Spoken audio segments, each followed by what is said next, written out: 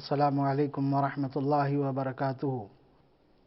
الحمدللہ والصلاة والسلام علی رسول اللہ، اما بعد۔ تمام ناظرین کا گلدستہ سیرت میں تہہ دل سے استقبال ہے۔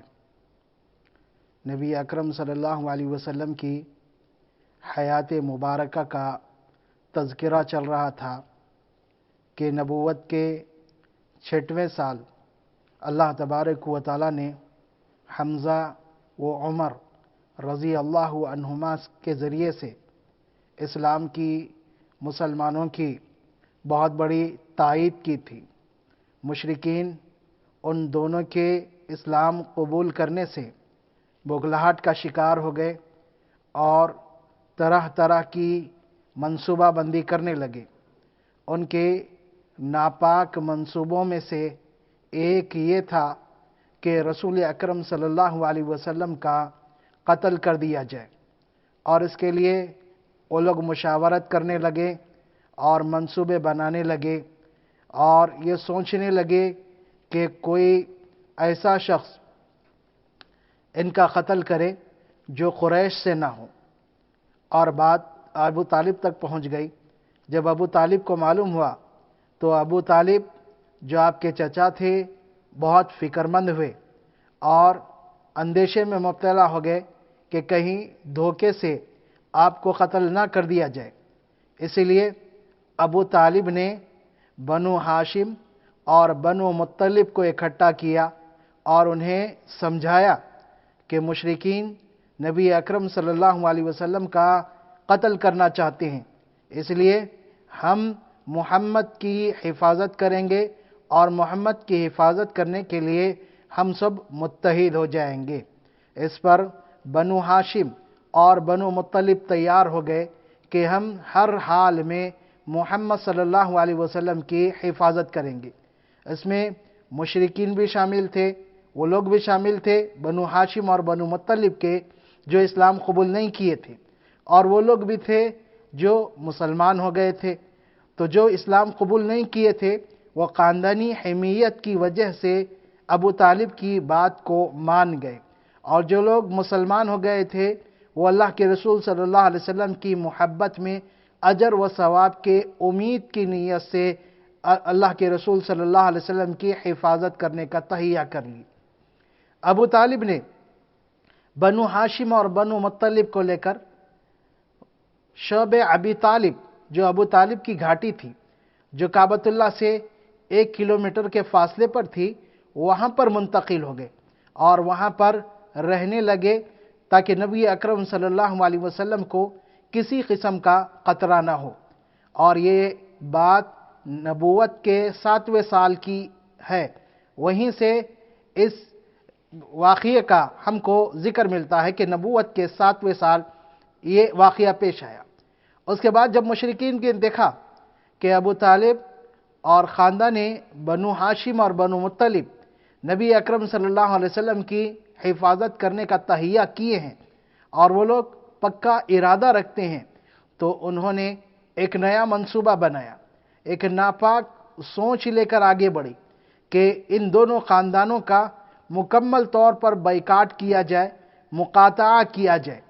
اور اس کے بعد انہوں نے ایک دستاویز تیار کی جس میں لکھا گیا کہ بنو مطلب اور بنو ہاشم سے نہ کوئی رشتہ لیا جائے، نہ رشتہ دیا جائے، نہ ان سے کوئی چیز خریدی جائے، نہ ان کے ہاتھ کوئی چیز بیچی جائے، نہ ہی ان کے ساتھ میل جول رکھے، نہ اٹھنا بیٹھنا رکھے، اور اگر یہ صلح کرنا چاہے تب بھی صلح نہ کی جائے۔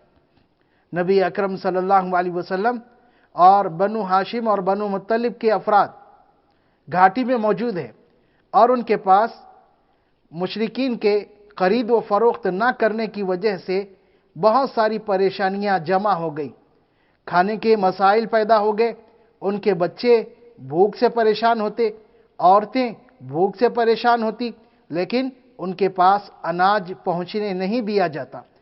جب بھی بازار میں کوئی قافلہ اناج بیچنے کے لیے پہنچتا تو مشرکین ان مسلمانوں سے اور گھاٹی میں موجود جو لوگ تھے ان سے پہلے وہاں پر پہنچ جاتے اور قیمت بڑھا کر خریداری کر لیتے تاکہ گھاٹی والوں کو کچھ ہاتھ نہ لگیں۔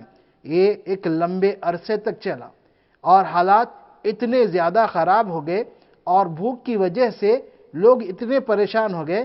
سعد بن ابی وقاص رضی اللہ تعالیٰ عنہ کہتے ہیں کہ میں ایک دفعہ رات کی تاریکی میں جا رہا تھا کہ میرا پیر ایک سخت چیز سے ٹکرایا۔ میں نے اسے اٹھا کر دیکھا تو وہ سوکھا ہوا چمڑا تھا۔ پھر میں نے اسے صاف کیا، دھویا اور پھر اسے ہی بھون کر میں نے اپنی بھوک مٹائی۔ اور دیگر لوگ بھی بھوک کی وجہ سے پریشان تھے، درختوں کے پتے کھاتے تھے۔ درختوں کے پتے کھانے کی وجہ سے جب وہ قضائے حاجت کرتے تو اونٹ کے مینگنیوں کی طرح انہیں دیکھنے کو ملتا۔ اتنے سنگین حالات تھے۔ جب بچے روتے تو گھاٹی سے نیچے تک آواز سنائی دیتی۔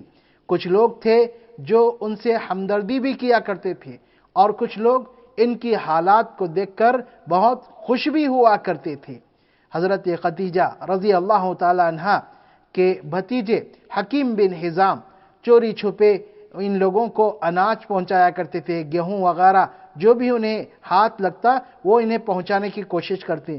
اور بھی کچھ لوگ تھے جو چپکے سے کچھ نہ کچھ پہنچانے کی کوشش کرتے لیکن جو ان کے لیے کافی نہیں ہوا کرتا تھا۔ اور یہ بات، یہ معاہدہ، یہ بائیکاٹ چلتا رہا یہاں تک کہ 3 سال کا عرصہ گزر گیا۔ یہ لوگ گھاٹی والے صرف ایام حج میں، حرمت والے مہینوں میں ہی باہر آ کر بازار جاتے اور لوگوں سے ملتے تھے۔ دوسرے اوقات میں یہ لوگ باہر نہیں نکلا کرتے تھے۔ جب 3 سال کا عرصہ مکمل ہو گیا تو حالات اور سنگین ہو گئے۔ تو اس وقت کچھ لوگ جن کے دلوں میں ہمدردی تھی، خاندانی حمیت کی وجہ سے، رشتہ داری کی وجہ سے، جن میں ہشام بن عمر نامی شخص تھا، وہ بہت زیادہ اس بارے میں فکر مند ہوا اور پھر اس کے بعد اس نے کچھ اور لوگوں کو اپنا ہمخیال بنایا اور یہ انہیں سمجھایا، جن میں زہیر بن ابی امیہ، مطعم بن عدی اور دوسرے لوگ تھے۔ ان سے کہا کیا تمہیں یہ گوارا ہے کہ ہم کھائیں پئیں اور ہمارے خاندان کے لوگ ہی بھوکے پیاسے تڑپتے رہیں، ان تک کوئی چیز نہ پہنچائی جائے اور وہ پریشان ہو؟ کیا یہ تمہیں گوارا ہے؟ تو جب فردن اس نے دوسروں سے ملا اور انہیں آمادہ کیا تو اس طرح ایک کے بعد ہشام بن عمر، اس کے بعد مطعم بن عدی، زہیر بن ابی امیہ اور دوسرے ابو البختری اور دوسرے لوگ اس کام کے لیے تیار ہو گئے۔ کچھ 5 افراد جمع ہو گئے اور انہوں نے طے کیا کہ ہم اس معاہدے کو چاک کر دیں گے، قتل کر دیں گے۔ اور یہ ساری مدت میں نبی اکرم صلی اللہ علیہ وسلم کی جان کو برابر خطرہ رہا۔ ابو طالب آپ کے چچا آپ صلی اللہ علیہ وسلم سے رات میں کہا کرتے تھے کہ آپ اپنے بستر پر سو جائیں تاکہ کوئی قتل کرنے والا اگر قتل کرنا چاہے تو آپ کو آپ کی جگہ سوتا ہوا دیکھ لے، اور جب سارے لوگ سو جاتے تو آپ اپنے بیٹے، بھتیجے یا کسی اور کو آپ صلی اللہ علیہ وسلم کی جگہ سلا دیتے اور آپ کو دوسری جگہ سونے کے لیے کہتے۔ یہی معاملہ چلتا رہا۔ 3 سال گزر گئے، یعنی نبوت کا 10واں سال۔ جب یہ 5 لوگ جمع ہو گئے اور انہوں نے اتفاق کیا کہ ہم کسی بھی طرح سے اس معاہدے کو ختم کر دیں گے اور اس کے لیے تیار ہو گئے اور کعبۃ اللہ کے پاس جمع ہوئے۔ کعبۃ اللہ کے پاس جمع ہونے کے بعد ایک کے بعد دیگر نے اس معاہدے کے تعلق سے بات کرنا شروع کیا کہ یہ معاہدہ ختم ہونی چاہیے۔ اس پر ابو جہل نے کہا کہ یہ معاہدہ ختم نہیں ہو سکتا۔ اس پر 5 نے ایک کے بعد دیگر نے کہا کہ اس معاہدے سے ہم راضی نہیں ہیں۔ جب یہ لکھا جا رہا تھا، یہ باتیں طے کی جا رہی تھی، اس وقت بھی ہم کو گوارا نہیں تھا۔